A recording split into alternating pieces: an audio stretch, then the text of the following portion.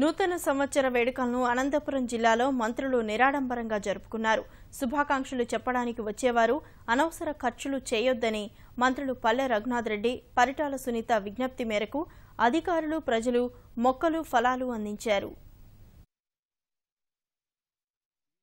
సంవత్సరంలో హంద్రీ నీవాను పూర్తి చేసి వీలన్ని చెరువులు నింపి భూగర్భ జలాలు పెంచాలి.